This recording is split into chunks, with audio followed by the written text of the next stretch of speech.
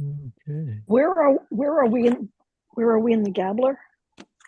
In the Gabbler, we're on page 138 Excellent. I'm in with the you middle then. where it says, Jack love, Hmm. darling, kiss me, Reggie. I got it. So for those who might be watching the video later, we're continuing the chapter or the episode called Lestrygonians. We're a little past the middle. And with that, I'll put the information in the description of the video if you want to read along with us. Okay, so off we go. Jack, love, darling, kiss me, Reggie, my boy, love. His heart astir, he pushed in the door of the Burton restaurant. Stink gripped his trembling breath, pungent meat juice, slop of greens. See the animals feed. Men, men, men. Perched on high stools by the bar, hats shoved back, at the tables calling for more bread, no charge, swilling, woofing, gobfuls of sloppy food, their eyes bulging, wiping wetted mustaches.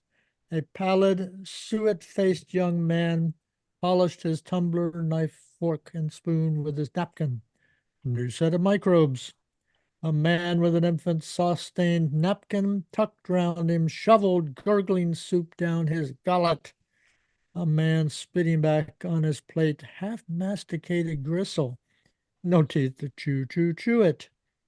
Chump chop from the grill, bolting to get it over. Sad Boozer's eyes, bitten off more than he can chew. Am I like that? See ourselves as others see us. Hungry man is an angry man, working tooth and jaw. Don't! Oh, a bone! That last pagan king of Ireland, Cormac, in the school poem, choked himself at slutty southward of the Boyne. Wonder what he was eating. Something galoptious. St. Patrick converted him to Christianity. Couldn't swallow it all, however. Next reader, please.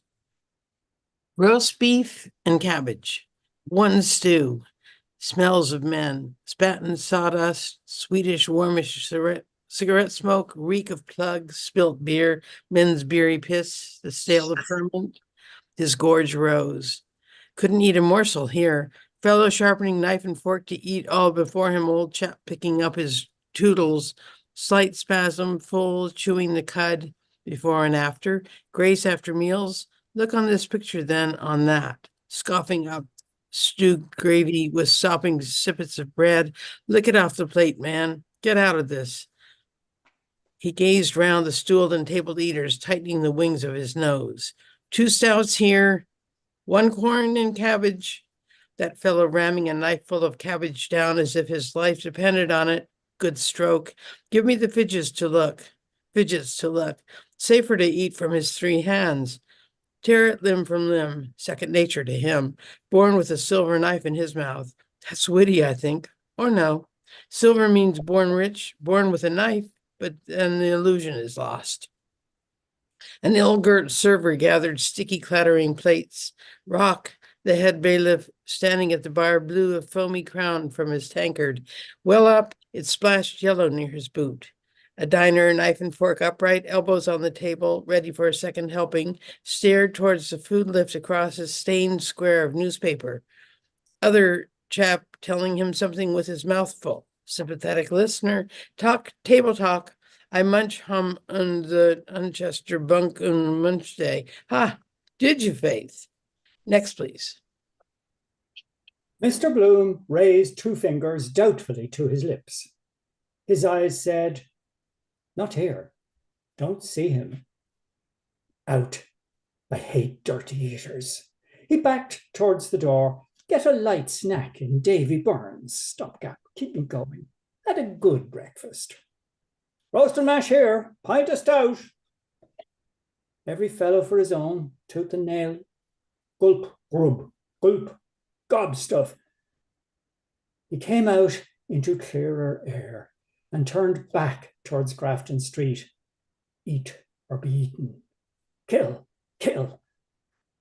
Suppose that communal kitchen, years to come, perhaps, all trotting down with porringers and tommy cans to be filled, devour contents in the street. John Howard Parnell, example, the Provost of Trinity, every mother's son. Don't talk of your provosts and Provost of Trinity, women and children, cabmen, priests, parsons, field marshals, archbishops, from Aylesbury Road, Clyde Road, artisans' dwellings, North Dublin Union, Lord Mayor in his gingerbread coach, old Queen in a bath chair. My plate's empty. After you with our incorporated drinking cup, like Sir Philip Crampton's fountain, above the microbes which are handkerchief. Next chap runs on a new batch with his. Father O'Flynn would make hares of them all. Have rows all the same, all for number one. Children fighting for the scrapings of the pot. Want a soup pot as big as the Phoenix Park, harpooning flitches and hindquarters out of it. Hate people all round you. City Arms Hotel. Table d'hote, she called it. Soup, joint, and sweet. Never know whose thoughts you're chewing. Then who'd wash up all the plates and forks? Might be all feeding on tabloids that time. Teeth getting worse and worse. After all, there's a lot in that vegetarian fine flavor of things from the earth. Garlic, of course. It stinks. Italian organ grinders, crisp of onions, mushroom truffles. Pain to animal too. Pluck and draw fowl. Wretched brutes there at the cattle market, waiting for the poleaxe to split their skulls open. Moo. Poor trembling calves. Staggering Bob. Bubble and squeak.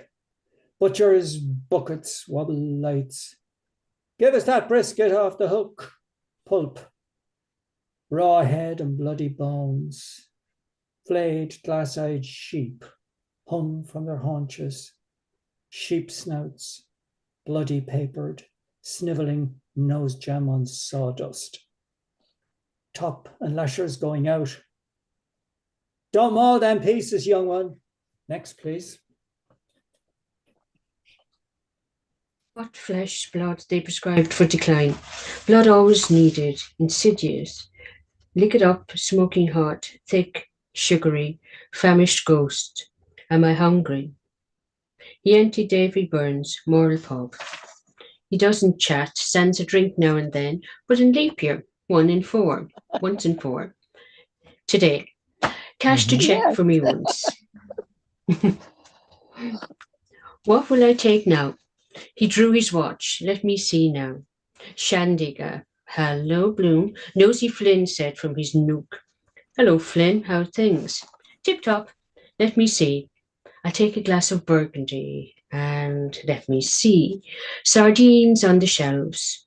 Almost taste them by looking. Sandwich. Ham and his descendants. Mustard and bread there. Potted meat. What is home without Plumtree's potted meat? Incomplete. What a stupid ad.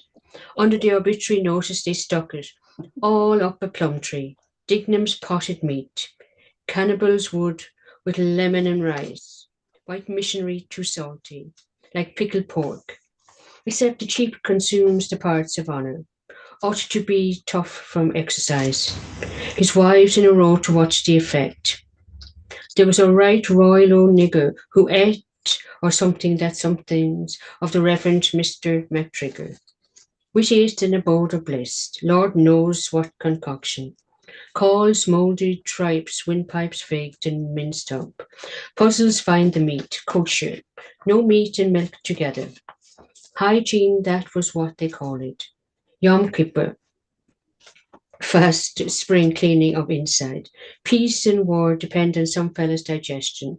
Religions. Christmas turkeys and geese. Slaughter of innocents. Eat, drink, and be merry. Then casual wards full after. Heads bandaged, cheap digest, all but itself. Mighty cheese. Next, please. Oh, Have you a cheese sandwich? Yes, sir. Like a few olives, too, if they had them. Italian, I prefer. Good glass of Burgundy. Take away that. Lubricate. Nice salad, cool as a cucumber. Tom Kernan can dress, puts gusto into it. Pure olive oil. Millie served me that cutlet with a sprig of parsley. Take one Spanish onion. God made food, the devil the cooks, devil's crab. Wife well? Quite well, thanks. A cheese sandwich then. Gorgonzola, have you? Yes, sir. Nosy Flynn sipped his grog. Doing any singing those times? Looked at his mouth, put whistle in his own ear, flap ears to match. Music. Knows as much about it as my coachman. Still, better tell him, does no harm, free ad. He's engaged for a big tour end of this month. You may have heard, perhaps. No? Oh, what's the style? Who's getting it up? Curate served. How much is that? 70, sir. Thank you, sir. Mr. Bloom cut his sandwich into slender strips. Mr. MacTrigger. Easier than the dreamy, creamy stuff. His 500 wives at the time of their lives. Mustard, sir. Thank you. He studded under each lifted strip yellow blobs. Their lives. I have it. It grew bigger and bigger and bigger. Getting it up, he said. Well, it's like a company idea, you see. Part shares and part profits. Aye, now I remember, Nosy Flynn said, putting his hand in his pocket to scratch his groin. Who is this was telling me? Isn't Blazes Boylan mixed up in it? A warm shock of air, heat of mustard, houched on Mr. Bloom's heart. He raised his eyes and met the stare of a bilious clock. 2. Pub clock 5 minutes fast. Time going on. Hands moving. 2. Not yet. His midriff yearned them upward, sank within him, yearned more longingly. Wine. He sipped the cordial juice, and bidding his throat strongly to speed it, set his wine glass delicately down. Yes, he said, he's the organizer in point of fact. No fear, no brains. Nosy Flynn snuffled and scratched, having a good square meal. He had a good slice of luck. Jack Mooney was telling me over that boxing match Maya Kyo won again, the soldier in the Portobello barracks. By God, he had the little keeper down in the county Carroll, he was telling me. Hope that Dewdrop doesn't come down into his glass. No, snuffled it up. For near a month, man, before it came off, sucking duck eggs by God till further orders. Keep him off the booze, see? Oh, by God, Blazes is a hairy chap. Davy Byrne came forward from the hind bar in tuck-stitched shirt sleeves, cleaning his lips with 2 wipes of his napkin. Herring's blush, whose smile upon each feature plays with such and such lip reed, too much fat on the parsnips. And here's himself and pepper on him, Nosy Flynn said. Can you give us a good one for the Gold Cup? I'm off that, Mr. Flynn, Davy Byrne answered. I never put anything on a horse. You are right there, Nosy Flynn said. Mr. Bloom ate his strips of sandwich, fresh cream bread, with relish of disgust, pungent mustard, the fetid savor of green cheese. Sips of his wine soothed his palate. Not good that. Tasteful this weather with the cliff off. Nice quiet bar. Nice piece of wood in that counter. Nicely planed, like the way it carved there. I wouldn't do anything at all in that line, Davy Byrne said. It ruined many a man that same horses. Vintner's sweepstake, licensed for the sale of beer, wine, and spirits for consumption on the premises. Heads I win, tails you lose. True for you, Nosy Flynn said, unless you are in the know. There's no straight sport now. Lenihan gets some good ones. He's giving scepter today. Zinfandel's the favorite. Lord Howard the Warden's won at Epsom. Morley Cannon is riding him. I could have got 7-1 against Saint Amand a fortnight before. Next, please. That's so, Davy Byrne said. He went towards the window and, taking up the petty cash book, scanned its pages. I could, Faith, Nosy Finn said, snuffling. That was a rare bit of horseflesh. Saint Frusquin was her sire. She won in a thunderstorm, Rothschild's filly, with a wadding in her ears, blue jacket and yellow cap. Bad luck to Big Ben Dollard and his John O'Gaunt. He put me off it, aye. He drank resignedly from his tumbler, running his fingers down the flutes. Aye, he said, sighing. Mr. Bloom, champing, standing, looked upon his sigh. Nosy numbskull, will I tell him that horse, Lenihan? He knows already. Better let him forget. Go and lose more. Fool and his money. Dewdrop coming down again. Cold nose he'd have kissing a woman. Still, they might like. Prickly beards they like. Dogs' cold noses. Old Mrs. Reardon with the rumbling stomach Skye Terrier in the City Arms Hotel. Molly fondling him in her lap. Oh, the big doggy bow-wowsy. Next, please. Wine soaked and softened, rolled pith of bread, mustard, a moment, mawkish cheese. Nice wine it is. Tasted better because I'm not thirsty. Bath, of course, does that. Just a bite or two. Then about 6 o'clock I can. 6. Time will be gone then. She. Mild fire of wine kindled his veins. He wanted that badly. Felt so off color. His eyes unhungrily saw shelves of tins, sardines, gaudy lobster's claws, all the odd things people pick up for food. Out of shells, periwinkles with a pin, off trees, snails out of the ground, the French eat, out of the sea with bait on a hook. Silly fish learn nothing in 1,000 years. If you didn't know risky putting anything into your mouth. Poisonous berries, Johnny Magories. Roundness you think good. Gaudy color warns you off. One fellow told another, and so on. Try it on the dog first. Led on by the smell or look. Tempting fruit, ice cones, cream, instinct. Orange groves, for instance, need artificial irrigation. Bleib Trustrause. Yes, but what about oysters? Unsightly, like a cloud of phlegm, filthy shells. Devil to open them too. Who found them out? Garbage, sewage they feed on. Fizz and red bank oysters. Fact on the sexual. Aphrodis. He was in the red bank this morning. Was he oysters, old fish at table? Perhaps he had young flesh in bed. June has no oysters. But there are people like things high. Tainted game, jugged hare. First catch your hare. Chinese eating eggs 50 years old, blue and green again.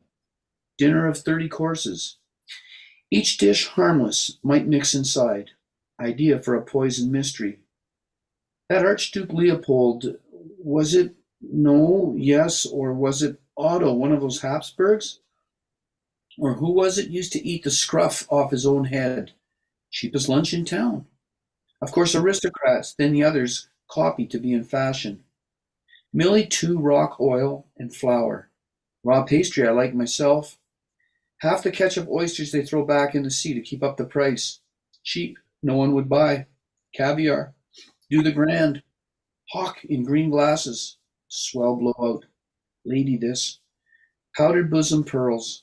The elite. Creme de la creme. They want special dishes to pretend they're hermit with a platter of pulse, keep down the stings of the flesh. Know me, come eat with me. Royal sturgeon, high sheriff, coffee, the butcher, right to venisons of the forest from his ex. Send him back the half of a cow. Spread I saw down in the master of the rolls kitchen area. White-hatted chef, like the rabbi, combustible duck, curly cabbage, à la Duchesse de Parme. Just as well to write it on the bill of fare so you know what you've eaten. Too many drugs spoil the broth. I know it myself. Dousing it with Edward's desiccated soup. Geese stuffed silly for them. Lobsters boiled alive. Do take some ptarmigan. Wouldn't mind being a waiter in a swell hotel. Tips, evening dress, half-naked ladies. May I tempt you to a little more filleted lemon sole, Miss Dubedat? Oh, yes, Dubedat.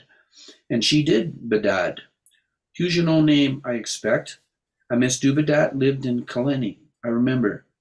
Du de la French. Still, it's the same fish perhaps old Mickey Hanlon of Moore Street ripped the guts out of, making money hand over finger in fish's gills. Can't write his name on a check. Think he was painting the landscape with his mouth twisted. Muakil. Ah, acha, ha. Ignorant as a kish of brogues worth 50,000 pounds. Stuck on the plane, 2 flies, buzzed. Stuck. Next, please. Glowing wine on his palate lingered, swallowed, crushing in the wine-press grapes of Burgundy. Suns heated his scenes to a secret touch, telling me memory. Touched his sense, moistened, remembered, hidden under the wild ferns on house, below us, bay sleeping, sky. No sound, the sky, the bay purple of the lion's head, green by Drumlick, yellow-green towards Sutton, fields of undersea, the lines faint brown in grass, buried cities. Pillowed on my coat she had her hair, airwigs in the heather scrub, my hand under her desk, will toss me all. Oh, wonder! Cool, soft with ointments, her hand touched me, caressed. Her eyes upon me did not turn away. Ravished over her I lay, full lips, full open, kissed her mouth. Yum. Softly she gave me in my mouth the seed cake, warm and chewed. Mawkish pulp, her mouth had mumbled sweet sour of her spittle. Joy, I ate it. Joy. Young life, her lips that gave me pouting. Soft, warm, sticky, gum jelly lips. Flowers her eyes were, take me, willing eyes. Pebbles fell. She lay still, a goat. No one. High on Ben House rhododendrons, a nanny goat walking sure-footed, dropping currants. Screened under ferns, she laughed warm-folded. Wildly I lay on her, kissed her eyes. Her lips, her stretched neck beating, woman's breast full in her blouse of nun's veiling, fat nipples upright. Hot I tongued her. She kissed me. I was kissed. All yielding, she tossed my hair. Kissed. She kissed me. Me. And me now. Stuck, the flies buzzed. His downcast eyes follow the silent mating of the oaken slab. Beauty. It curves. Curves of beauty. Shapely goddesses, Venus, Juno, curves the world admires. Can see them, library museums, standing in the round hall. Naked goddesses, aids to digestion. They don't care what man looks, all to see. Never speaking, I mean to say to fellows like Flynn. Suppose she did Pygmalion and Galatea. What would she say first? Mortal. put you in your proper place, quaffing nectar at mess with God's golden dishes, all ambrosial. Not like eternal lunch we have, boiled mutton, carrots, and turnips, bottle of Allsop. Nectar. Imagine it, drinking electricity. God's food. Lovely forms of woman sculpted, Junonian. Immortal, lovely. We are stuffing a fool in one hole and out behind. Food, child, blood, dung, earth, food. Have to feed it like stoking an engine. They have no. Never looked. I'll look today. Keep warm, see? Bend down, let something drop. See if she next. Dribbling, quiet message from his blather came to go, to do, not to do, there to do. A man and ready, he drained his glass to the lees and walked to men too. They gave themselves, many, manly, conscious, lay with men, lovers, a youth enjoyed her, to the yard. When the sound of his boots had ceased, Davy Byrne said from his book, "What is this? He is.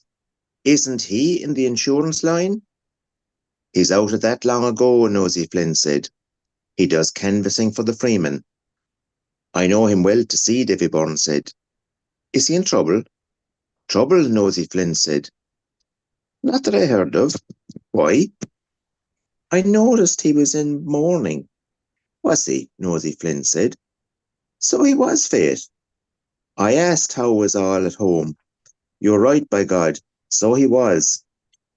"I never broached the subject, dearie," Davy Byrne said humanely. "If I see a gentleman is in trouble that way, it only brings it up fresh in their minds." "It's not the wife, anyhow," Nosey Flynn said.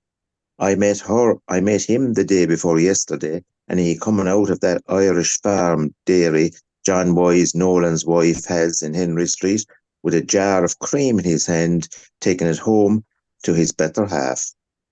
She's well nourished, I tell you. Plovers on toast. "And is he doing for the Freeman?" Davy Byrne said. Nosey Flynn pursed his lips. "He doesn't buy cream on the ads he picks up. He can make bacon of that." "How so?" Davy Byrne asked, coming from his book. Nosey Flynn made swift passes in the air with juggling fingers. He winked. "He's in the craft," he said. "Do you tell me so?" Davy Byrne said. "Very much so," Nosey Flynn said. "Ancient, free and accepted order. Life, and love, by God. They gave him a leg up. I was told that by well, I won't say who." "Is that a fact?" "Oh, it's a fine order," Nosey Flynn said. "They stick to you when you're down. I know a fellow who was trying to get into it, but they're as close as damn it. By God, they did right to keep the women out of it." Davy Byrne smiled, yawned, nodded, all in one. "Yeah." "There was one woman," Nosey Flynn said, "hid herself in a clock to find out what they would be doing. But be damned, but they smelt her out and swore her in on the spot a master mason. She was one of the St. Ledgers of Doneraile." Davy Byrne stated after his yawn, said with tear-washed eyes, "And is that a fact? Decent, quiet man he is.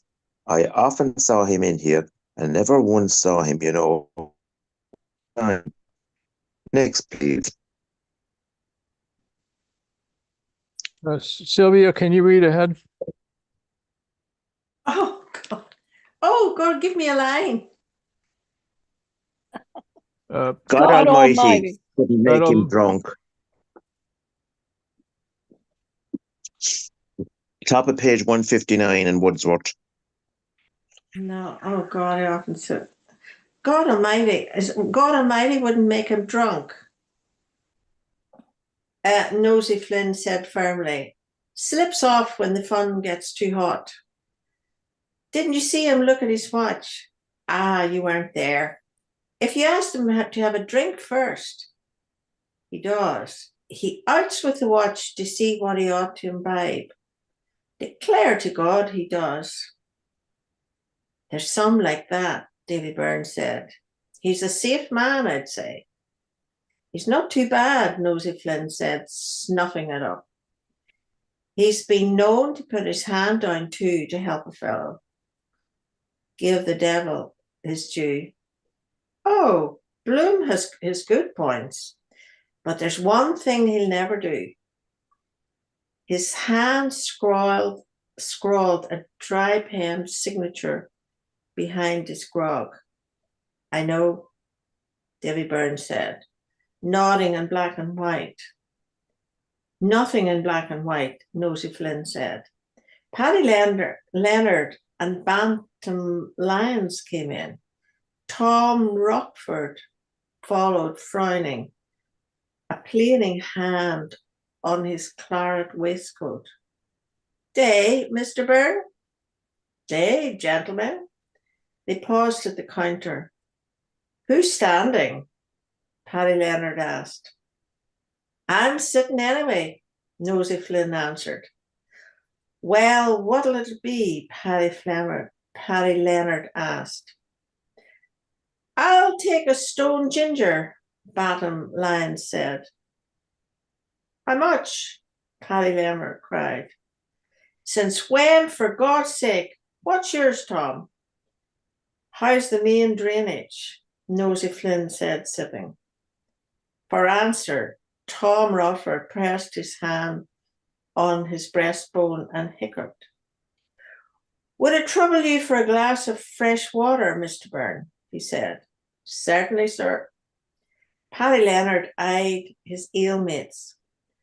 Lord love a duck, he said. Look what I'm standing drinks to. Cold water and ginger pop. Two fellas that would suck whiskey off a sore leg. He has some bloody horse up his sleeve for the Gold Cup. A dead snip. Zinfandel, is it? Nosey Flynn asked. Tom Rockford spilled powder from the twisted paper into the water set before him. The cursed dyspepsia, he said before drinking. Bread soda's very good, Davy Byrne said. Tom Rockford nodded and drank. Is it Zinfandel? Say nothing, Bertram Lyons winked. I'm going to punch 5 bob on my own. Tell us if you're worth your salt, and damn to you, Paddy Leonard said. Who gave it to you? Next. Mr. Bloom, on his way out, raised 3 fingers in greeting. So long, Nosey Flynn said. The others turned. That's the man now that gave it to me, Bantam Lyons whispered. Oh, Paddy Leonard said with scorn. Mr. Byrne, sir, would like 2 of your small Jamesons after that, and a stone ginger, Davy Byrne added civilly. Aye, Paddy Leonard said, a sucking bottle for the baby. Mr. Bloom walked towards Dawson Street, his tongue brushing his teeth smooth. Something green it would have to be. Spinach, say. Then with those Röntgen rays searchlight you could. At Duke Lane, a ravenous terrier choked up a sick, knuckly cud on the cobblestones and lapped it with new zeal.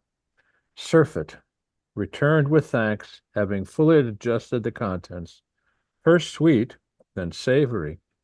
Mr. Bloom coasted warily, ruminants, his second course. Their upper jaw they move. Wonder if Tom Rockford will do anything with that invention of his. Wasting time explaining it to Flynn's mouth. Lean people, long mouths. Ought to be a hall or a place where inventors could go in and invent free. Of course, then you'd have all the cranks pestering. He hummed, prolonging in solemn echo the closes of the bars. Don Giovanni, accena teco, m'invitasti. Feel better. Burgundy. Good pick-me-up. Who distilled first? Some chap in the blues. Dutch courage. That Kilkenny people in the National Library now, I must. Bare, clean clothes stools waiting in the window of William Miller, plumber, turned back his thoughts. They could, and watch it all the way down, swallow a pin sometimes come out of the ribs years after, tour around the body, changing biliary duct, spleen, squirting liver, gastric juice, coils of intestines like pipes. But the poor buffer would have to stand all the time with his insides and trails on show. Science. A chain, a teco. What does that teco mean? Tonight, perhaps? Don Giovanni, thou hast me invited to come to supper tonight. The rum dum. Doesn't go properly. Keys. 2 months if I get Nanetti to. That'll be 2 pounds 10, about 2 pounds 8. 3 Hines owes me. 211. Prescott's ad 215. 5 guineas about on the pig's back. Could buy one of those silk petticoats for Molly, color of her new garters. Today. Not think. Next, please.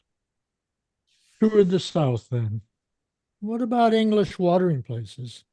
Brighton, Margate, Piers by moonlight, her voice floating out. Those lovely seaside girls.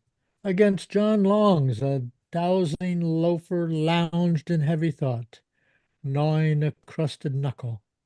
Handyman wants job, small wages, will eat anything. Mr. Bloom turned at Gray's confectioner's window of unbought parts and passed the Reverend Thomas Cornelin's bookstore. Why I Left the Church of Rome. Bird's Nest. Women running.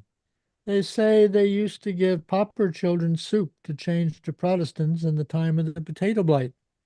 Society over the way Papa went to for the conversion of poor Jews. Same bait. Why we left the Church of Rome. The blind stripling stood tapping the curbstone with his slender cane. No tram in sight. Wants to cross. Do you want to cross? Mr. Bloom asked. The blind stripling did not answer. His wall-faced frowned weakly. He moved his head uncertainly. You're in Dawson Street, Mr. Bloom said. Molesworth Street is opposite. Do you want to cross? There's nothing in the way. The cane moved out trembling to the left. Mr. Bloom's eyes followed its line and saw again the dye-worked van drawn up before Drago's, where I saw his brilliantine hair just when I was horse drooping, driver in long johns, slaking his drought. There's a van there, Mr. Bloom said, but it's not moving. I'll see you across. Do you want to go to Molesworth Street? Yes, the stripling answered. South Frederick Street. Come, Mr. Bloom said. He touched the thin elbow gently, then took the limp-seeing hand to guide it forward. Say something to him. Better not do the condescending. They mistrust what you tell them. Pass a common remark. Next, please. The rain kept off. No answer. Stains on his coat, slobbers his food, I suppose. Tastes all different for him. Have to be spoon-fed first, like a child's hand, his hand, like Millie's was, sensitive. Sizing me up, I dare say, for my hand. Wonder if he has a name. Van. Keep his cane clear of the horse's legs. Tired drudge, get his doze. That's right, clear. Behind a bull, in front of a horse. Mhm. Thanks, sir. Knows I'm a man. Voice. Right now, first turn to the left. The blind stripling tapped the curbstone and went on his way, drawing his cane back, feeling again. Mr. Bloom walked behind the eyeless feet, a flat-cut suit of herringbone tweed. Poor young fellow. How on earth did he know that Van was there? Must have felt it. See things in their forehead, perhaps. Kind of a sense of volume, weight, or size of it, something blacker than the dark.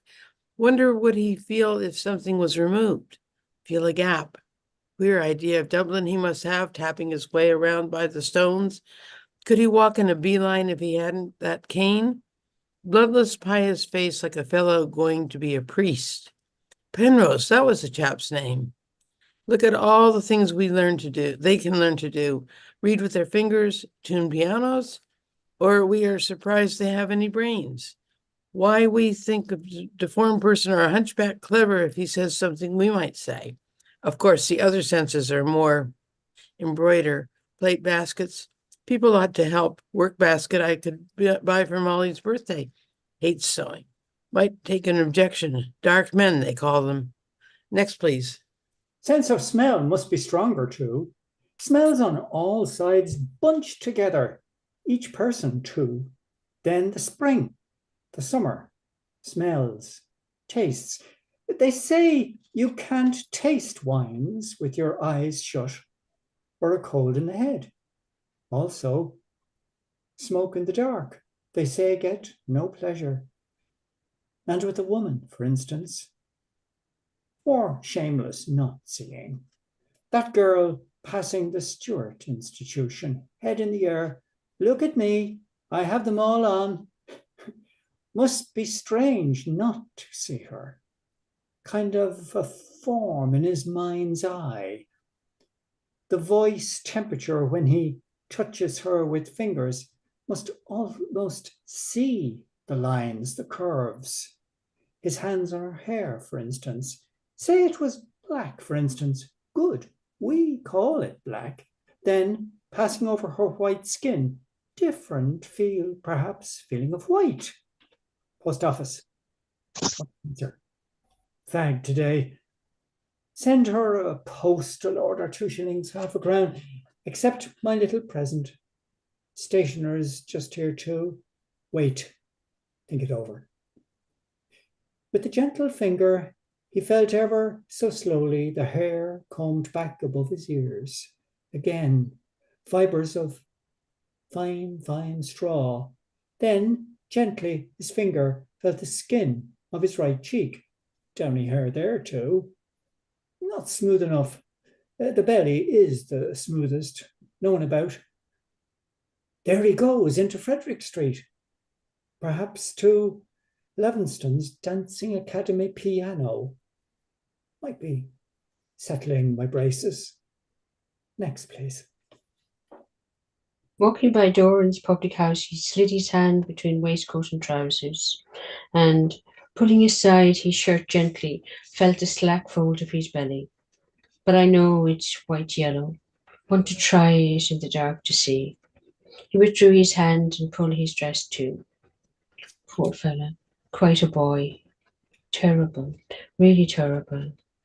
What dreams would he have not seen? Life a dream for him. Where's the justice being born that way? All those women and children excursion, bean feast burned and drowned in New York. Holocaust. Karma, they call that, transmigration for sins you did in a past life. The reincarnation met him psychosis.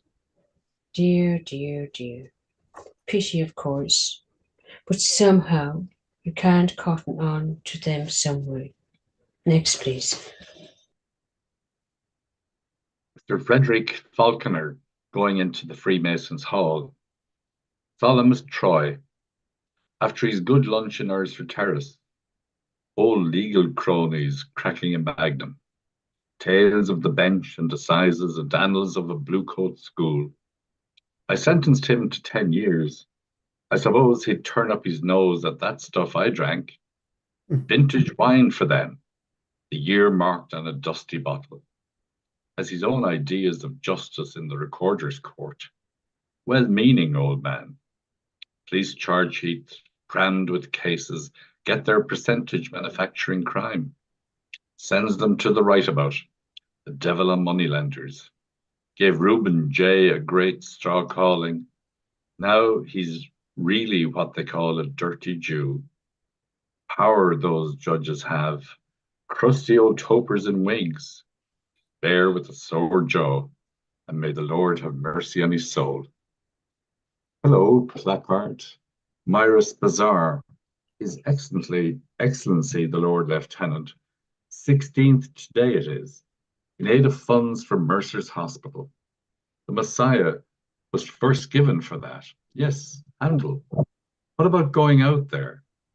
Bridge, drop in on Keys. No use sticking to him like a leech. Bear out my welcome. Sure to know someone on the gate. Next, please. Mr. Bloom came to Kildare Street. First I must. Library. Straw hat in sunlight. Tan shoes. Tan drop trousers. It is. His heart cropped softly. To the right, museum. Goddesses. He swerved to the right. Is it? Almost certain. Won't look. Why in my face? Why did I? Too heady. Yes, it is. The walk. Not see. Get on. Making for the museum gate with long-winded strides, he lifted his eyes. Handsome building. Sir Thomas Dean designed. Not following me. Didn't see me perhaps. Light in his eyes. The flutter of his breath came forth in short sighs. Quick, cold statues. Quiet there. Safe in a minute. No, didn't see me. After two, just at the gate. My heart. His eyes beating looked steadfastly at cream curves of stone. Sir Thomas Dean was a Greek architecture. Look for something, His hasty hand went quick into a pocket, took out, read unfolded agenda netting. Where did I? Busy looking for. He thrust back quickly agenda. Afternoon, she said. I'm looking for that, yes, that. Try all pockets, handkerchief, Freeman. Where did I? Yes, trousers, purse, potato. Where did I? Hurry, walk quietly. Moment more, my heart. His hand looking for the where did I put pound in his hip pocket soap lotion, have to call tepid paper stuck. Soap there. Yes, gate. Safe. Next, please.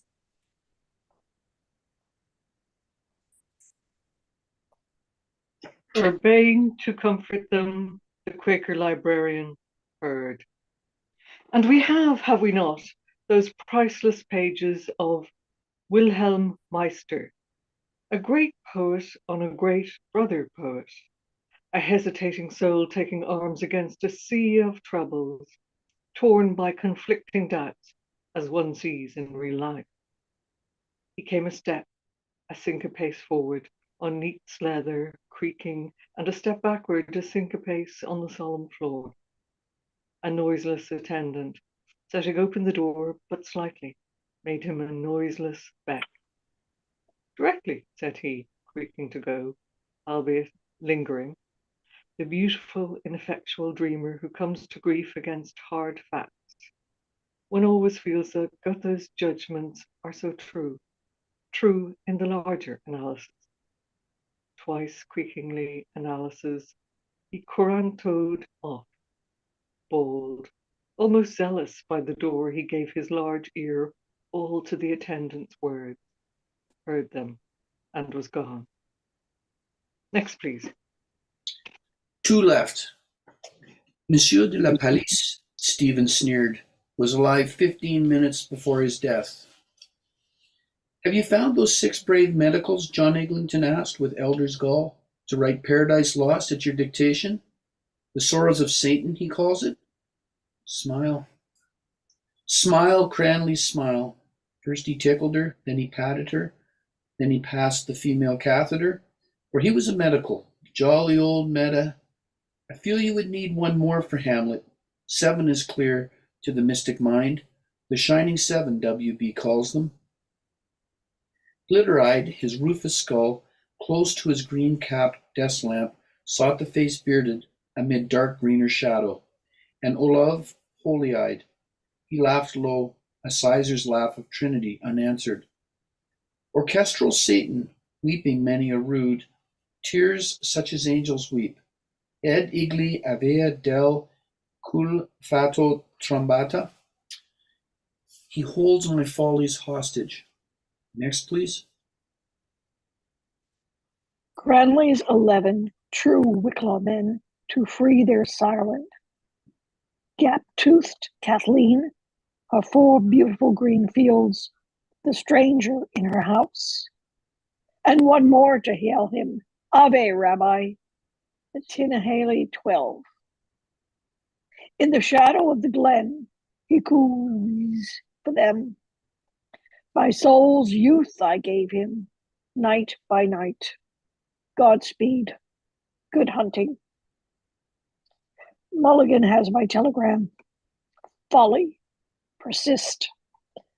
Our young Irish bards, John Eglinton censured, have yet to create a figure which the world will set beside Saxon Shakespeare's Hamlet, though I admire him as old Ben did on this side idolatry. All these questions are purely academic, Russell oracled out of his shadow. I mean, whether Hamlet is Shakespeare or James I or Essex, clergymen's discussions of the historicity of Jesus. Art has to reveal to us ideas, formless spiritual essences. The supreme question about a work of art is that of how deep a life does it spring. The painting of Gustave Moreau is the painting of ideas. The deepest poetry of Shelley, the words of Hamlet, bring our minds into contact with the eternal wisdom, Plato's world of ideas. All the rest is the speculation of schoolboys for schoolboys. A.E. had been telling some Yankee interviewer, wall tarnation strike me. The schoolmen were schoolboys first, Stephen, and super politely. Aristotle was once Playboy's schoolboy, and has remained so, one should hope, John Eglinton sedately said. One can see him, a model schoolboy with his diploma under his arm. He laughed again at the now smiling, bearded face. Next. Formless spiritual, Father, Word, and Holy Breath, all Father, the heavenly man, Jesus Christus, magician of the beautiful, the Logos who suffers in us at every moment. This verily is that. I am the fire upon the altar. I am the sacrificial butter. Next, please.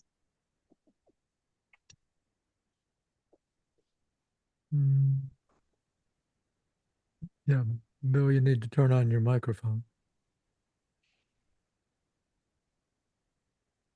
Sorry. Dunlop, judge, the noblest Roman of them all. A.E. Arvel, the name ineffable, in heaven high. K.H., their master, whose identity is no secret to adepts. Brothers of the Great White Lodge, always watching to see if they can help. The Christ with the bride sister, moisture of light, born of an ensouled virgin, repentant Sophia, departed to the plain of Budi. The life esoteric is not for ordinary person. O.P. must work off bad karma first. Mrs. Cooper Oakley once glimpsed our very illustrious sister H.P.B.'s elemental. Oh, fie. Out on't. Foot we. You oughtn't to look, missus. No, you oughtn't when the lady's a-showing off her elemental. Mr. Best entered, tall, young, mild, light. He bore in his hand, with grace, a notebook, new, large, clean, bright. That a model schoolboy, Stephen said, would find Hamlet's musings about the afterlife of his princely soul, the improbable, insignificant, and undramatic monologue, as shallow as Plato's. John Eglinton, frowning, said, waxing wroth, Upon my word, it makes my blood boil to hear anyone compare Aristotle with Plato. Which of the two, Stephen asked, would have banished me from his commonwealth? Unsheath your dagger of definitions. Hoarseness is the whatness of all horse. Streams of tendency and eons they worship. God, noise in the street, very peripatetic. Space, what you damn well have to see. Through spaces smaller than red globules of man's blood, they creepy crawl after Blake's buttocks into eternity, of which this vegetable world is but a shadow. Hold to the now, the here, through which all future plunges to the past. Next, please. Mr. Best came forward, amiable towards his colleague. Haynes is gone, he said. Is he? I was showing him Jubenville's book. He's quite enthusiastic, don't you know, about Hyde's long love songs of Connaught. I couldn't bring him in here. I couldn't bring him in to hear the discussion. He's gone to Gill's to buy it. Bound thee forth my booklet quick to greet the callous public. Writ, I weened, was not my wish, in lean, unlovely English. The peat smoke is going to his head, John Eglinton opinioned. We feel in England, penitent thief, gone. I smoked his baccy, green twinkling stone, an emerald set in the ring of sea. People do not know how dangerous love songs can be. The uric egg of Russell warned occultly. The movements which work revolutions in the world are born out of dreams and visions in the peasant's heart on the hillside. For them, the earth is not an exploitable ground, but the living mother. The rarefied air of the academy and the arena produce the 6-shilling novel, the music hall song. France produces the finest flower of corruption on Malamer, but the desirable life is revealed only to the poor of heart, the life of Homer's physicians. But these words, Mr. Best, turned an unoffending face to Stevens. Malamar, don't you know, he said, has written those wonderful prose poems. Stephen McKenna used to read them to me in Paris, the one about Hamlet. He says, Il se promet de Saint Élève de Louis même. Don't you know, reading the book of himself, he describes Hamlet, given in a French town. Don't you know, a provincial town. He advertised it. His free hand gracefully wrote tiny signs in the air. Hamlet on the Destruct Pierce B. Shakespeare. Next. Yeah, I think what we'll do is we'll stop the reading for here at this point, and the next time we will actually start at the beginning of this section and reread a few pages. So, and now perhaps a bit of a discussion.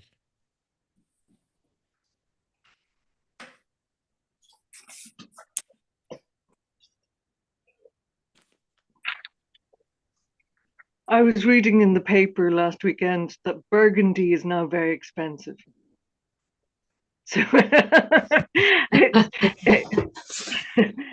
so ever since reading that, I've been looking up Burgundies. Not that I've been drinking them or anything, but it's all about how expensive they are. It varies from year to year depending upon how good the vintage is or how many bottles there are. I mean, the prices go up and down. Some years the Burgundy is really good.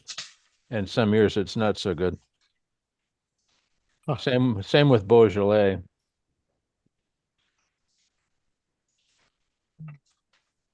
Not that And makes has anybody tried Burgundy sandwiches with gorgonzola and mustard?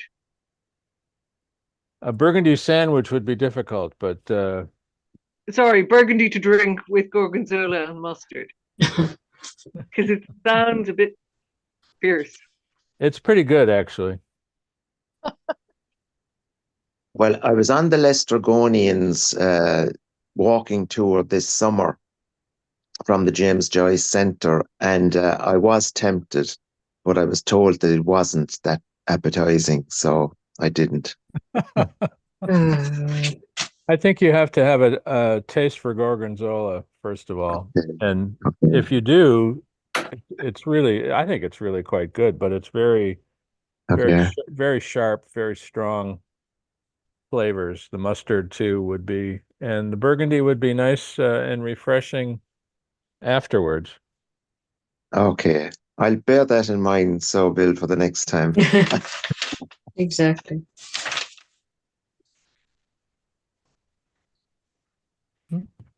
You'd need a pint of Guinness after it to wash it all down. No, mighty cheese digests itself.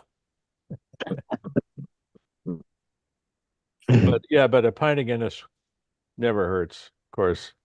That's for sure. That's your only man. Ah, Pint of plain. Preferably served with a knob of butter and a knife and fork.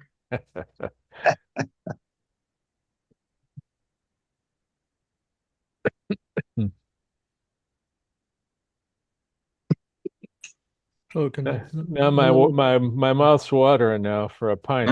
A good, man, a good pint. Uh, Do you get a good pint, Bill, where you live? Yeah, yeah, you can. You know, they say, I mean, the story forever was always the Guinness is different in Ireland.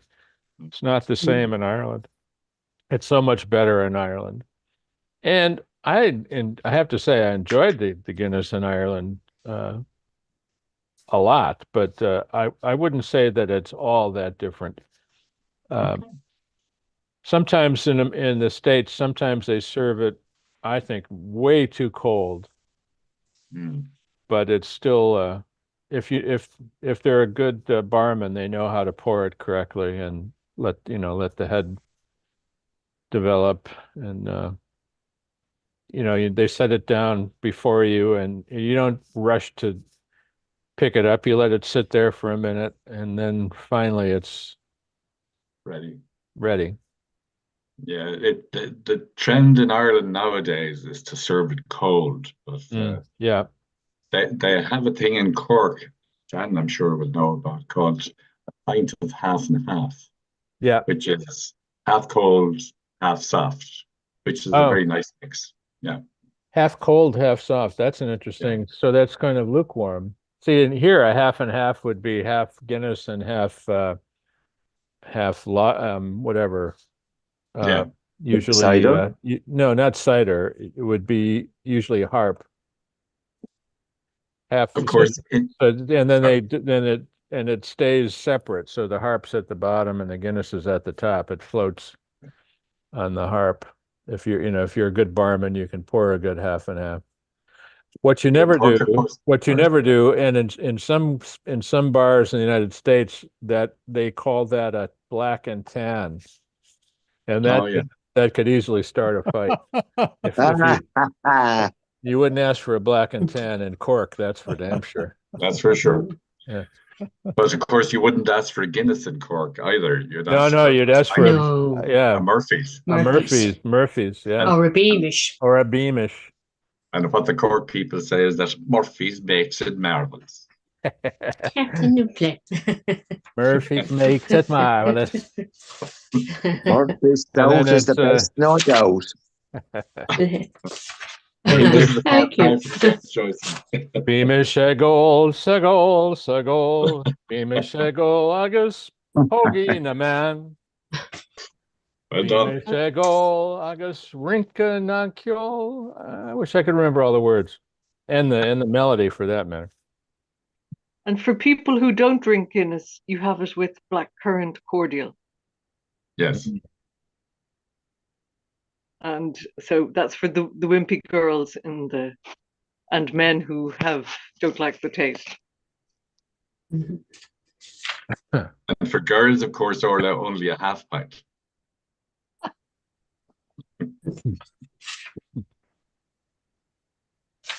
I'll have to remember that the next time.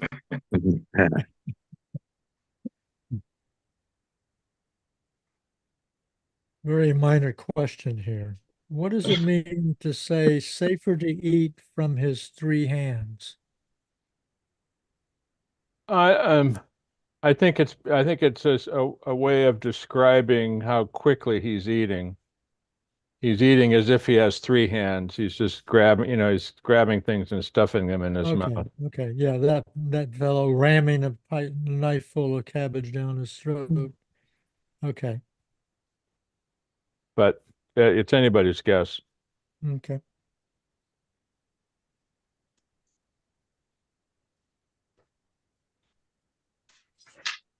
So what's a stripling?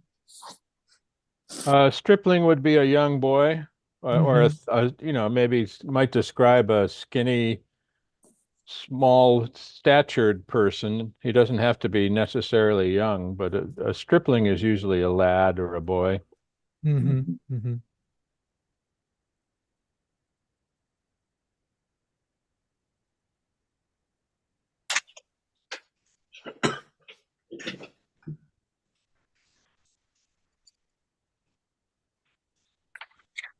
I had a question about Davy Byrne's establishment.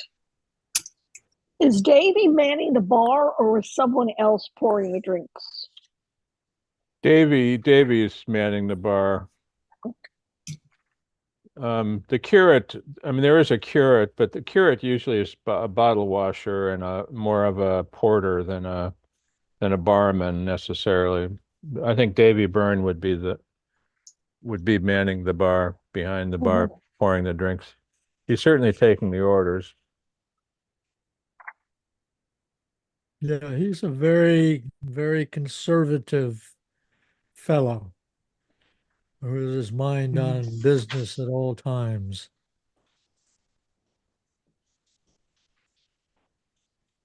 You should visit yourself, Lewis, to have a good look at it. Well, it's a possibility in a couple of months I might be there, but it's in planning stages right now.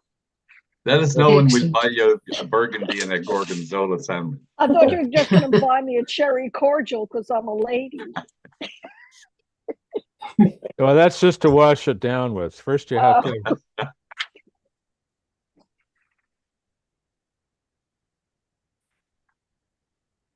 Well, how about the discussion about Bloom? I found that interesting. When Bloom leaves, they start talking about him. And they think he's a Freemason? Nosy Flynn thinks he's a Freemason, yeah. Yeah. Which is kind of a joke, is it not? No, I don't know if they don't. He's not saying it as a joke. He really believes that. Oh, Nosy Flynn. Yeah. Yes. Yeah. But I don't think Bloom Oh, he's in the craft, yeah. But he does recognize the judge going in, doesn't he? That he's a Freemason. So, It's interesting that the Freemasons' Hall still exists and is utilized. And it's not far away from Davy Byrne's at all, just across in Molesworth Street. Mm-hmm. And very strange old building. They do invite the public in now to have coffee, but you're surrounded by all these strange statues and paintings of Freemasons.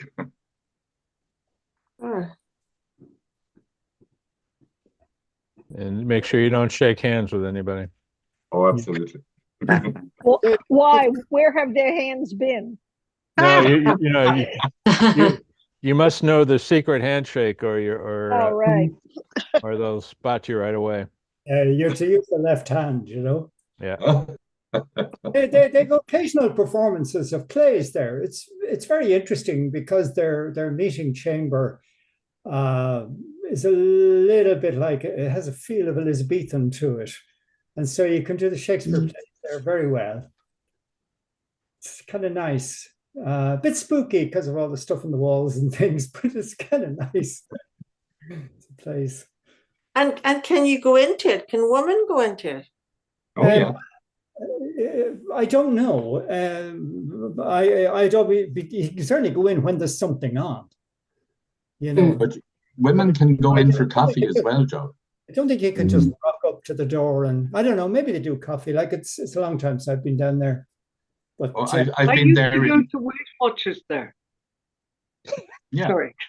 I did. They had the Weight Watchers meetings there on Thursdays or Tuesdays. I used to go in at lunchtime and we'd all stand on the scales in this big room, a big pile of women. And it was very interesting. But they brought me on a tour. So I've been in the Pelican room, and I've been in the Prince's room. With all they're very friendly. Oh yeah, Yeah. absolutely. I'm in a reading group, which a Joyce reading group, and one of the men is a Freemason. You know, and he makes no bones about it. You know. He's by far the most civilized of us all. You know, he's a very polite man. But I thought it used to be a secret organization, was it not? Well, that was the thing, and presumably it could still be, because how would we know it's not secret? Right. Yeah. It's it was always very secret, and many members of the police force were Masons. Yeah. Particularly the British police forces. Police force, yeah, they were. There's a beautiful. Dan Brown's last book called The Lost Symbol was centered around Freemasons in Washington. And he associates a lot of the buildings with the symbolism of the Freemasons. Well, a lot of our founding fathers were in fact Masons. The early American presidents were Masons. Yes. Most notably Jefferson, I think. Okay. And it shows up on our money, and various Masonic symbols are all over our historical documents. But would Jews have been allowed into the Masons? I have no idea what the requirements are. Well, I had that question myself, but I did look it up, and actually, the Nazis felt that there was a conspiracy between the Jews and the Masons. Well, the Nazis saw conspiracies everywhere. Yeah. And apparently there was a time when there was a quite a few Jews that could be in the Masons. That was not always true, but apparently in maybe the 19th and the 20th century that became acceptable in some areas anyway. It may have been acceptable even prior to that. I don't know. I'm trying to remember. Isn't in War and Peace? Isn't what the main? What's his name? He ends up. But he becomes a Mason for a period of time, and a very active one, and he's the idealist who wants to free his serfs, but he has he has really no power. He's the guy that was the bastard son, and then is recognized by his father before he dies and inherits all this money and suddenly becomes acceptable in society. But he is a Mason. And there's a great deal of discussion of Masonic practices and history in War and Peace. It's an interesting. Because I got the impression from that book that you just had to believe in a higher power. Yeah, right. It was non-denominational, as far as I know. Of course, I couldn't say if I did know. Not that I know.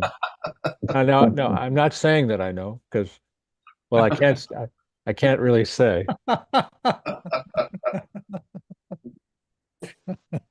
So would you call that a known unknown? Yeah, there are known knowns and unknown knowns, and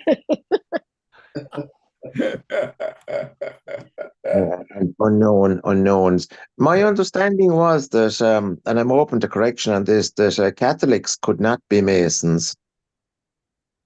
I think that was, but that was not. I think that was not from the Masonic side, but from the Catholic The side. Catholic side. Yeah, Okay. the That's church. right, Bill. Bill, I just Googled it, and you're right on. There was no prohibition from the Masonic side, Right. but Catholics weren't supposed to enter. In fact, I don't know if I go back to it. I think it was just a sec. If you got a minute here, I'll read it to you. The Catholic Church's current, so I mean, this is obviously post Ulysses, current norm on Masonic associations is the 1983 Declaration on Masonic Association.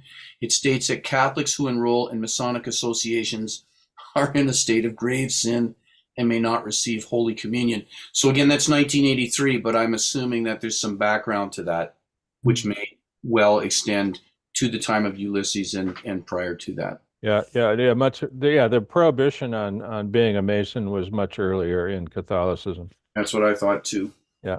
It's not the Knights of Columbus, kind of the Catholic version. It is. It is. Yeah. It is. Yeah. Their fraternal organization. How equivalent that is to Freemasonry, I don't know. Yeah. And then there's also that Opus Dei as well. That's right. But Opus Dei is the ultra Catholic organization. They're like, but they're not Masonic, but they're certainly secret. Moronic. Yeah, moronic. They would be, I suppose you could say, the shock troops of the Catholic Church. Yeah. Well, the Jesuits were outlawed for a period of time. They were banned by the church, and actually, that's another thing that you find out in War and Peace. That Russia was the only place where the Jesuits could actually practice and have monasteries and the like for a certain number of years until they were reinstated. I can't remember which pope banned them and which one reinstated them, but. And now we have a Jesuit as the Pope. Isn't the current Pope a Jesuit? Yeah. Yes, he is. Yes. Correct. Mm-hmm. I didn't know that the Jesuits had fallen out of favor with the church. My understanding was they were founded in Spain. They were like the soldiers of Christ.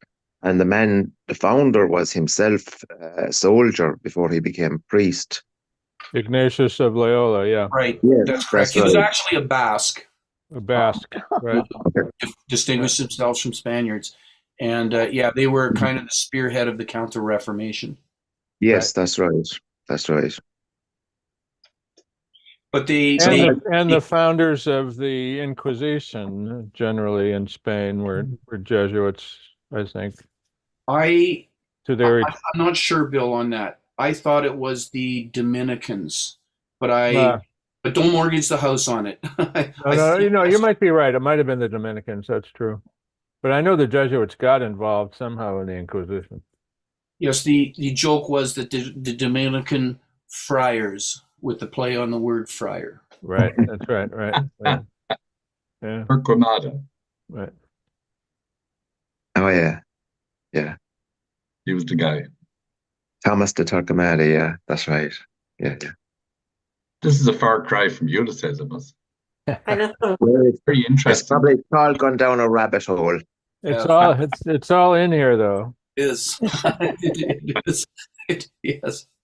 It's interesting. I mean, you read the book so many times and you forget things and miss things, but it was interesting to see how close together things are when Nosy Flynn's talking about the horse race. Bloom thinks, I should tell Flynn about Lenihan's tip on Zinfandel, and then he says, no, I let him be. He's safer not betting. And then as Bloom is leaving, Bantam Lyons tells him that Bloom is the guy that gave him the tip, but Bantam Lyons is not sharing that tip throwaway with anyone except. So Bloom doesn't know anything. Bantam Lyons thinks he does. Nosy Flynn wants to know. Bloom thinks about telling him, but then decides not to. Really interesting. And then nobody in the bar can believe Bantam Lyons that Bloom has anything to do with horse racing either. All in like four little short sentences or phrases. Early on in our reading, Bloom sticks his head in, I think it's into the Burton, and says, "Not here, don't see him." Can you help me out here? Who's Bloom looking for? Is it for the ad for the keys, the House of Keys? I think it's just Bloom's attempt So they don't. to misdirect or so that they don't nobody. It's like he's something people do sometimes when you're you pretend you're looking for somebody. You walk into a place and you think, and you just stand around and pretend you're looking for somebody, and then turn around and leave right away because no, he's not here. And I think that's all Bloom's doing. And that's why It's just to cover himself. Yeah, just to cover himself, because he does the same thing at the very end when he's going into the museum. He starts looking, where did I leave? He's pretending to look for something. He's not really looking for anything, but because whoever is on the gate or something, he's pretending that he's in a hurry. He's looking for something, and then I don't have it, and then he goes in. I think it's just a habit of Bloom's to kind of cover his tracks or pretend that he's It's just his eyes that say those words. Right. His eyes said, "Not here." Yeah. Just like you did as you looked around. Right. Yeah. Is it possible that he was checking whether Blazes Boylan was around? No. He spots him in the library. He spots him on the street before he goes into the library. I mean, before he goes into the museum. He would be found in an institution like that somehow. Yeah, I don't think Bloom's really looking for him. I think Bloom's always surprised when he runs into them accidentally. I mean, he sees them all the time throughout the day. He sees them at the barber shop. He sees them on the street. Yeah, it's possible though. Remind me, what's the thing about the flies? I remember us talking about the flies are copulating, which sends Bloom off. They're happy what Bloom won't be happy. Yeah, but it sends him back to his earliest memory with Molly on Hoth Hill. And that's for me one of the saddest lines of the book is part of what you referred to when he talks about them on Hoth Hill. He's laying on top of her. She's passing him that seed cake. And then it's just a very, very short paragraph. Me, meaning me then, and me now. Me now.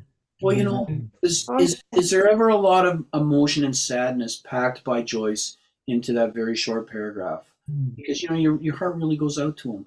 Yeah. It's just very sad to me. Very sad.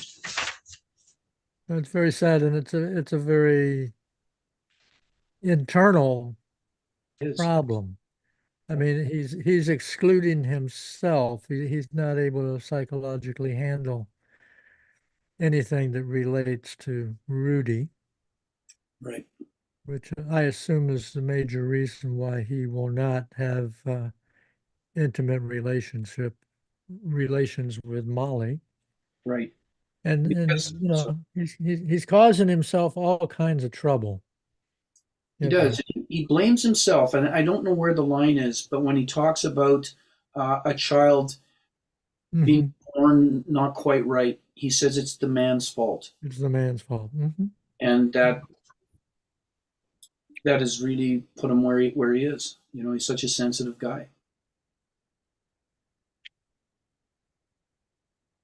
Yeah. Although I cannot see his pursuit of other women as being totally rational under the circumstances. Quite right. Well, he's not planning on having it making children with other women. I mean, he's yeah, I don't know. There's nothing rational about love or desire, I don't think. It's probably the most irrational drive. Mm-hmm. So So he still craves intimacy with women. He loves women. He does. He spends half his days thinking about women. It's Yeah. a symptom of his difficulties that he's eyeing every lady he sees. Mhm. It's a symptom of the problem he has I don't mean that Molly is a problem, but the problem that he has made with Molly. Mm-hmm. It's coming out in that way. If he had a proper relationship with Molly, he wouldn't be having those kind of ramblings of the mind. That's all they are. He's not going near anything. Yeah. Or certainly would not be having them as commonly as he's having them. Yeah. I disagree, but I think most men, if they were honest, probably go through their day in a similar way. I mean, you find I can only speak for myself, and this is a secret. Wait a second.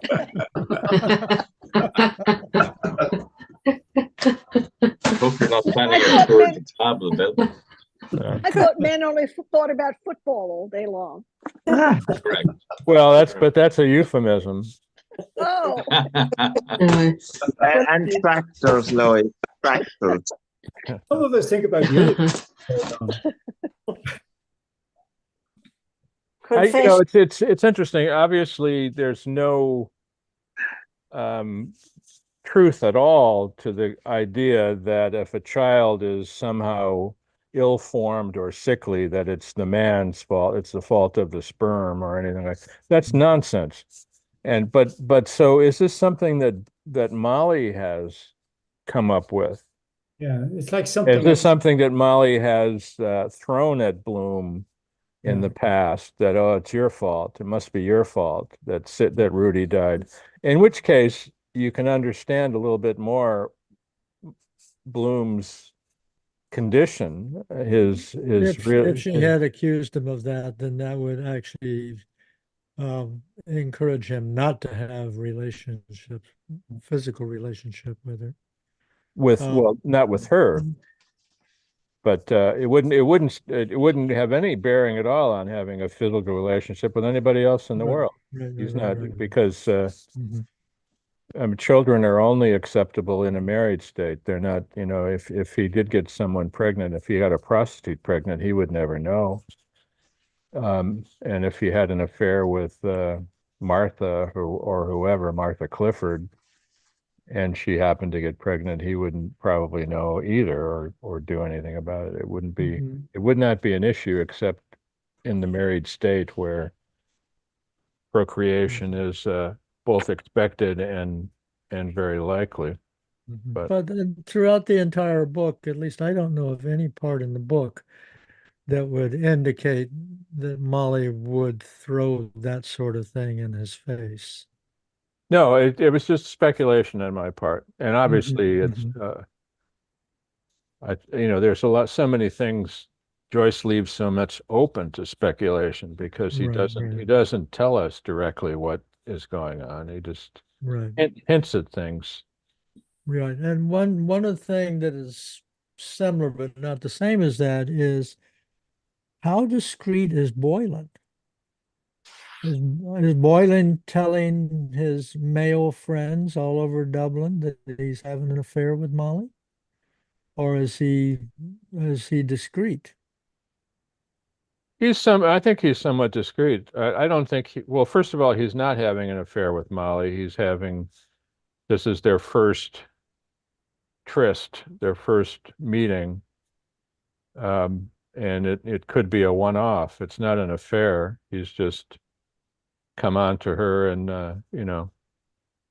Can you give me some indication why you think this is their first and possibly only? well, because, so many reasons.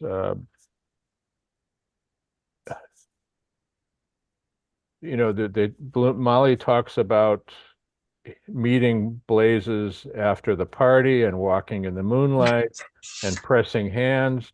Never, ever any other indication of any meetings or any sexual intercourse or even a kiss from Blazes to Molly. She's expecting him today for the first time.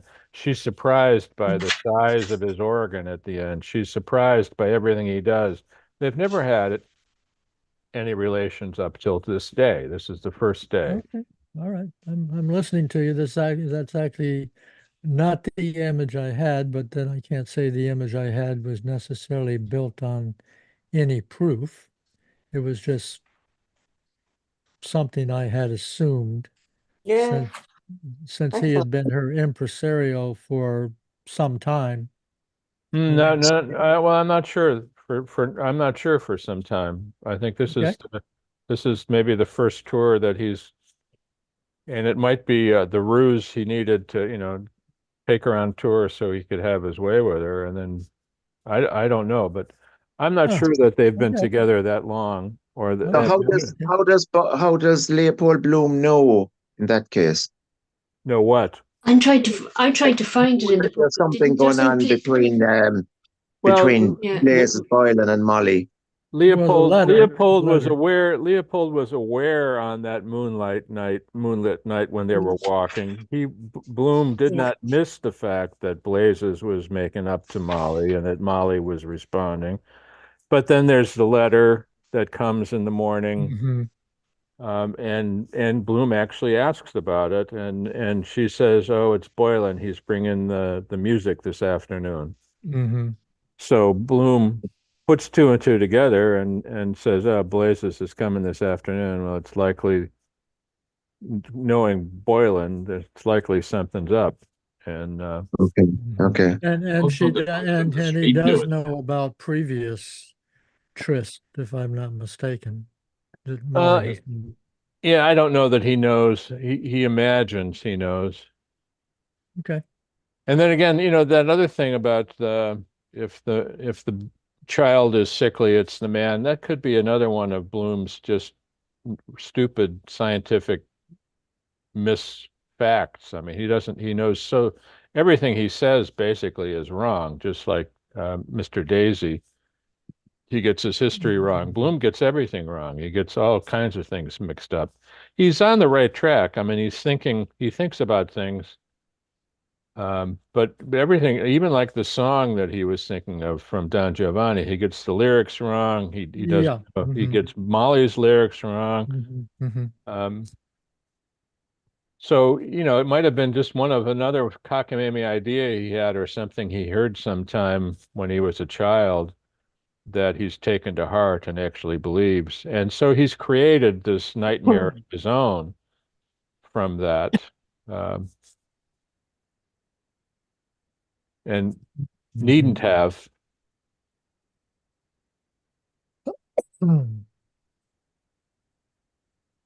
Which to me makes him an even more sympathetic character. I mean, he's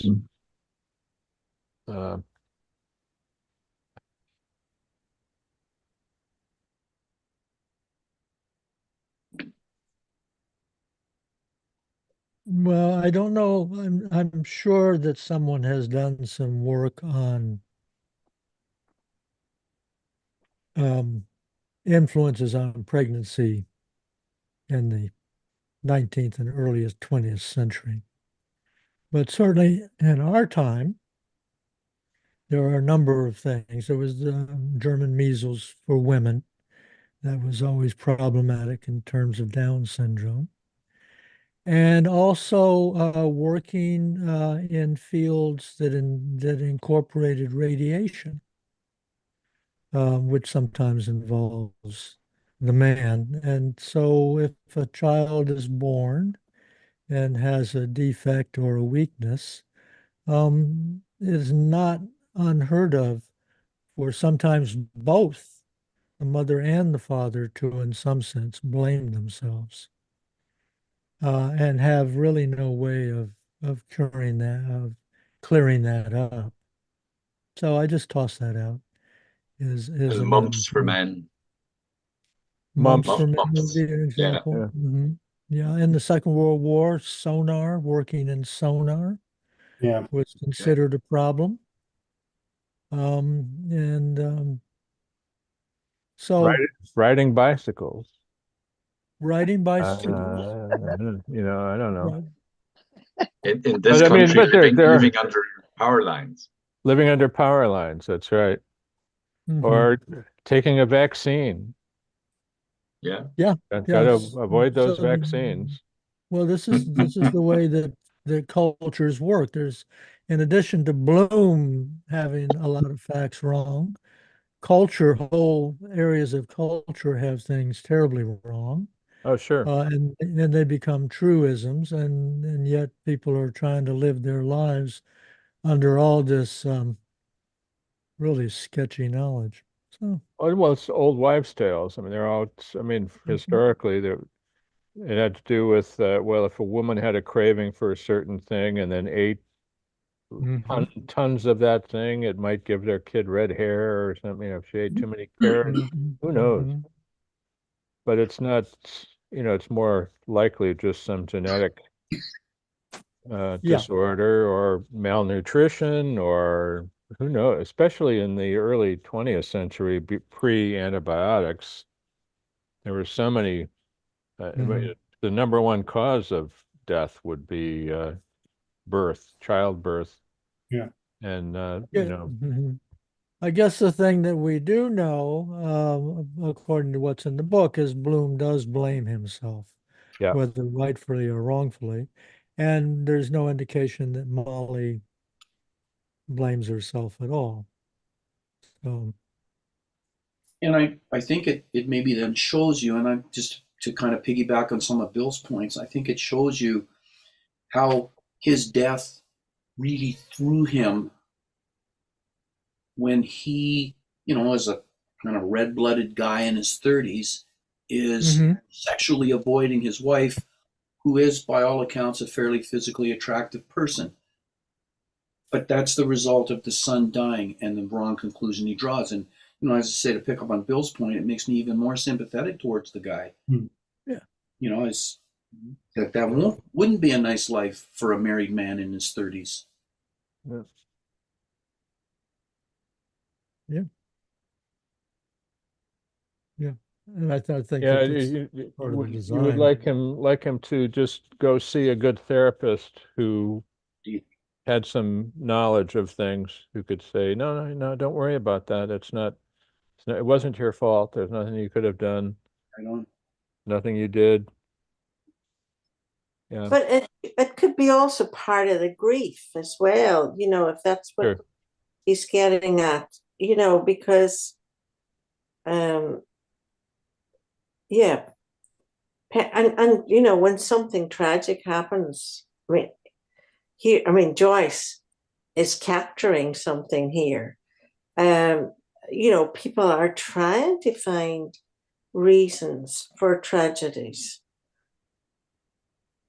when in the middle of their grief. That was what was striking me. It's interesting too, though. I think that by the end of the book, anyway, Bloom has come around to the idea of perhaps having another child. I mean, it's something he's is maybe not so much afraid of anymore. And I can't remember if Molly has the same idea when she's thinking of, well, she does think about having a child, and she thinks about maybe having Boylan's child, and then she said, no, that's the stupid idea. I'll have to wait till we get to that part to really look at it more carefully. But I think maybe they're coming out of their grief after 9 years or so, 11 years, however long it's been. Yeah. That's wonderful. Just my going mind. back, if I may, to Duncan, to your question. If in Wordsworth you look on page 149, this is what One, Bill was. 119. She was top of the page. She was humming the Young May Moon. You see, not bad for a Fairview moon. There was a new moon, and researchers have said that full moon was on the 16th of May, 1904. Right. Which So it's just the month before is when month they, before. that's how short their relationship had been. Yeah, And then Oh, we're Molly, talking about, okay, so what page is that in Wordsworth? page 149, the first line. 149. Okay. 149, and you might need to go to 148, just the last word, Fairview Moon. And there is a Not new. bad for a Fairview moon she was humming. The young May moon, she's beaming love. Yeah, you see, he's tying the blue moon, so the full moon with the song and saying, "Oh, that was the first night." That's it's also on page 61. He mentions the first night, but that from that, I mean, assuming Bloom, this isn't a Bloomism where it wasn't really a full moon, but assuming it was, then it would point to, like this has been on the go for a couple of weeks. yeah. And I think there's some memory of Molly's about seeing Boylan in a tea room. Yeah. And Yes, he there and is. he admired her stockings, and she left her gloves. And then Bloom was going to put an ad in the paper about somebody leaving their gloves in the ladies' room, and Yeah. she thought that was nuts. But yeah, so it hasn't been very long. No, she's been aware. Okay. I think Well, I they actually- both know Bloom by reputation. Yeah. I know the tea room. I mean, they both know Boylan by reputation. I remember the tea room thing, but for some reason I thought it was, who knows when it was before I didn't put it as something recent. Basically, this is kind of the casting coach, like he's putting the show sort of thing. Right. And yeah. And that's why he's so. Doesn't she, sorry, doesn't she also, doesn't Molly also ask Bloom, does Boylan have money because there's a good smell from his breath? Yeah. Right. I can't remember where that was. I think that was the same evening when they were dancing. Yeah, I'm guessing before they're walking. Then they're walking under the moon, and yeah. So this is what I'm here for. I'm here to have things pointed out to me that I have had wrong. And then if there can be some proof of how I had it wrong, that's even better. Because, I think, as I say, this, at least to me, is a kind of a training manual and observation and reasoning. Every reading is a training run. You just learn something, especially the great value of a group like this. So many things get turned up by so many sets of eyes that yeah, exactly. That's why I attend so many different readings, because it tempers my tendency towards arrogance and being a know-it-all. Yeah. Sometimes I find I've been carrying an error around for years.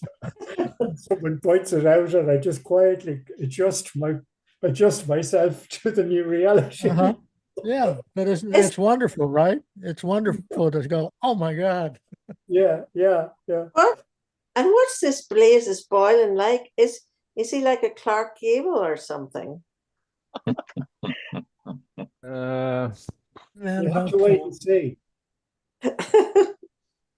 Well, this is kind of a joke, but one time on Twitter or in some discussion group, someone was saying, if they made a movie and they needed someone to play Blazes Boylan, who would you pick? Yeah. Milton pick was Milton Berle. My pick was Milton Berle. Yeah. Well, mine was Snoop Dogg. Well, in the Irish production of the movie, it was Milo O'Shea. Right. Oh, gosh. Yeah. That doesn't quite work for me, Donovan. You had to see it, Sylvia. Isn't there something in the text that describes him as looking like a current stage performer? or if I mix this up with something else. Are we talking about Bloom or Boylan? No, Boylan. I'm talking about Blazes. Doesn't Milo O'Shea in Strix Played Bloom. Played Bloom, not Boylan. Yeah. Yeah. Yeah, he Sorry played about that. And who played Bloom in it? I must look for this. Milo O'Shea played Milo Bloom. played Bloom, and I can't remember who played Boylan, if anybody did. Well, I go and have a look for it, will I? I But know. somebody did, yeah. I remember the bed scene. Well, it's the scene. My image of Boylan is actually the scene where he's buying the flowers and the stuff for Molly, and he's eyeing the young clerk, the woman clerk. He just, for some reason, that scene really brings his a strong physical image to me. That's Boylan, why I remember now, was played by Joe Lynch. Joe Lynch. Joe Lynch, what's his Joe Lynch out of Glen Rowe. Yes. Yes. Yeah, Dinny. Dinny. Yeah. But he was younger then. He wasn't as heavy back then. Yeah. But that's why I think of Milton Berle, because he was notoriously a flirt and a comic flirt and stuff, with his cigar in his mouth, which every now and then when he saw a girl would go, I can't do it. But He also, at the risk of being indelicate, he allegedly had a very large member, Milton Berle. that is the story. Things I remember. But that's a secret. I wasn't going to divulge that secret. In this case, Lois was the bolder of the crew. You're not being indelicate, Lewis. Yeah, he was notoriously yes. Endowed.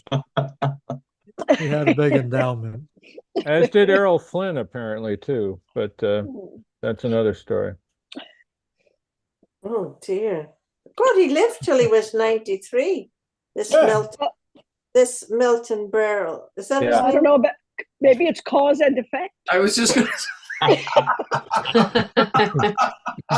And he had 1, 2, 3, 4 wives.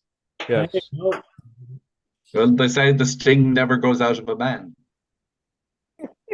His 4 or 5 wives had the time of their lives. It grew bigger and bigger and bigger. I think we're heading towards the edge here, folks. I think so. We're about to fall off. Okay, so we will gather together and we will start the next section, the library section, from the beginning. And we'll go. Thanks. This has been a rollicking discussion here. It was great. Oh, the places we go. See you next week. Bye. Bye.